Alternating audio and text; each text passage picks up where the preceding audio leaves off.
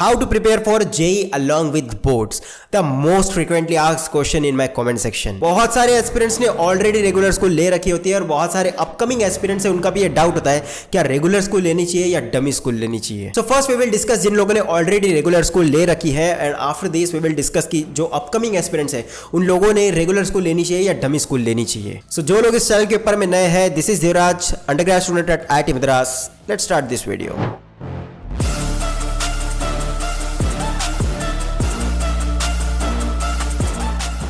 So how to prepare for JEE along with boards. अब जिन लोगों ने ऑलरेडी रेगुलर स्कूल ले रखी है, अब मे बी इसके डिफरेंट रीजंस हो सकते हैं. शायद उस समय पे JEE के बारे में पता नहीं था या बिकॉज ऑफ सम फ्री के एडवाइस.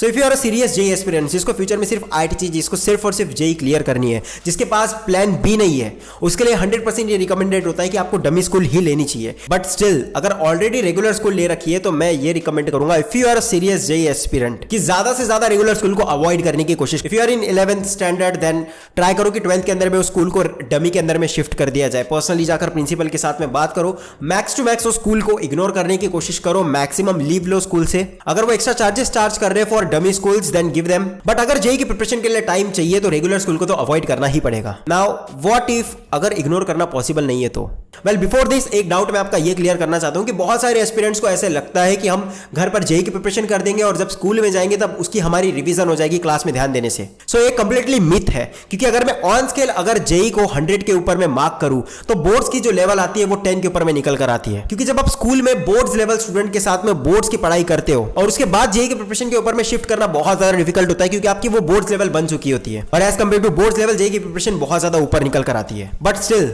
व्हाट इफ अगर रेगुलर स्कूल को अवॉइड करना पॉसिबल नहीं है. सो आफ्टर स्कूल जितना भी आपका समय बचता है उसके अंदर में आपको JEE के वीडियो लेक्चर्स देखने हैं. अब रेगुलर स्कूल के अंदर में प्रॉब्लम ये निकल कर आती है कि आफ्टर JEE लेक्चर्स आपको सेल्फ स्टडी करने का बिल्कुल समय नहीं मिलता. सो जो आपकी रेगुलर स्कूल है 5 से 6 घंटे की, उसके अंदर में आपको मैक्सिमम ट्राई करना है कि क्लास में बिल्कुल भी ध्यान नहीं देना है. लास्ट बेंच के ऊपर में जाकर बैठ जाओ, JEE के मॉड्यूल्स, JEE की रेफरेंस बुक लेकर जाओ और वहां पर बैठकर क्वेश्चन सॉल्व करो. मैं ये मानता हूं कि as compare to dummy aspirant जिसके पास में बहुत सारे डिस्ट्रैक्शन अवेलेबल है, मोबाइल, टीवी, इसी के कंपैरिजन में जब आप स्कूल के अंदर में बैठे हो तो आपके पास में ये सारी डिस्ट्रैक्शंस नहीं होंगे. तो अगर आपका कोई फ्रेंड सर्कल नहीं है स्कूल के अंदर में तो आप बहुत ज्यादा इफेक्टिव तरीके से स्कूल में लास्ट बेंच के ऊपर बैठकर JEE की सेल्फ स्टडी कर सकते हो. So let me summarise this once again. अगर आप 11th स्टैंडर्ड के अंदर में हो तो मैक्स टू मैक्स ट्राई करो कि 12th के अंदर में डमी स्कूल शिफ्ट कर दो. और अगर ये सारी चीजें पॉसिबल नहीं है तो आफ्टर स्कूल जितना भी समय बच रहा है उसके अंदर में JEE के लेक्चर्स देखो और JEE की जो सेल्फ स्टडी है वो स्कूल के अंदर में बैठकर करो. स्कूल के क्लासेस के ऊपर में ध्यान देने का कोई मतलब नहीं है, क्योंकि वो आपके JEE के प्रिपरेशन के अंदर में बिल्कुल भी हेल्प नहीं कर रहा होगा. और it might be possibility that एक और डाउट आपको आ रहा होगा कि अगर हमने सिर्फ और सिर्फ JEE की प्रिपरेशन के ऊपर में फोकस किया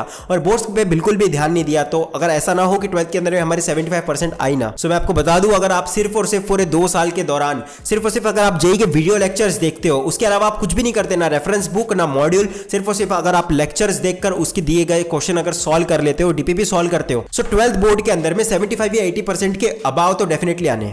no matter whether you have dummy school और रेगुलर स्कूल, JEE के प्रिपरेशन के अंदर में टेस्ट सबसे ज्यादा इंपॉर्टेंट रोल प्ले करेगी. And let me introduce something special for you.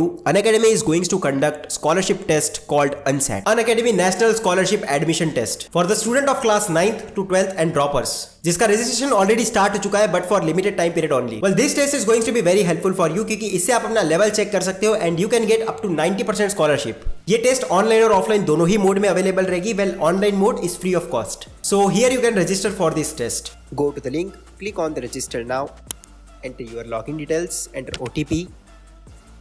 Now fill your name, your class, exam date and center.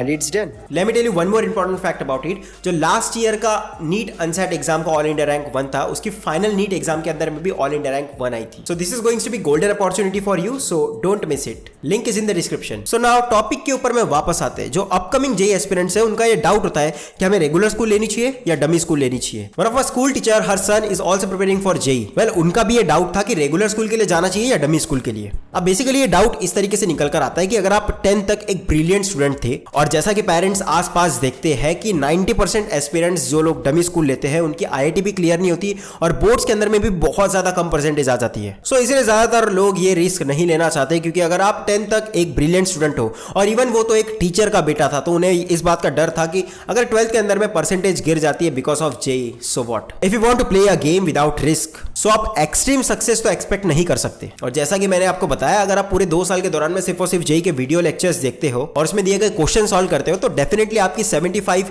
या 80% के ऊपर 12th बोर्ड्स के अंदर में तो कंफर्म आनी है। So let me summarise this. अगर आपका फोकस एकदम ज्यादा क्लियर है, आपके पास में कोई प्लान भी नहीं है, अगर आपका फोकस क्लियर है कि आपको IIT ही चाहिए, जेई ही क्लियर करनी है, so you should 100% go for dummy school. आपको ऐसे बहुत सारे लोग मिलेंगे जो मुफ्त की सलाह दे रहे होंगे, उनकी आपको बिल्कुल नहीं सुननी है, just go for dummy school. और अगर आपको अंदर से फीलिंग आ रही है कि मैं शायद उतने सीरियसली जेई की प्रिपरेशन नहीं कर पाऊंगा, सो और अगर आप रिस्क नहीं लेना चाहते, तो you should go for regular school. It may be possibility कि बाद में जाकर आपका जेई की प्रिपरेशन के अंदर में इंटरेस्ट जागे, but those who are serious about their goal, you should go for dummy school. So I hope इस वीडियो ने आपके सारे डाउट्स क्लियर कर दिए हो। And one of the most important advice I want to give you during your JEE preparation और even before this, किसी भी एक्सपर्ट की सलाह लेना जिसने ऑलरेडी उस एग्जाम को क्लियर कर रखा हो, क्योंकि ड्यूरिंग योर प्रिपरेशन मुफ्त की सलाह देने वाले तो बहुत सारे मिलेंगे जिन लोगों से खुद IIT क्लियर नहीं हुई। So I hope this video will help you.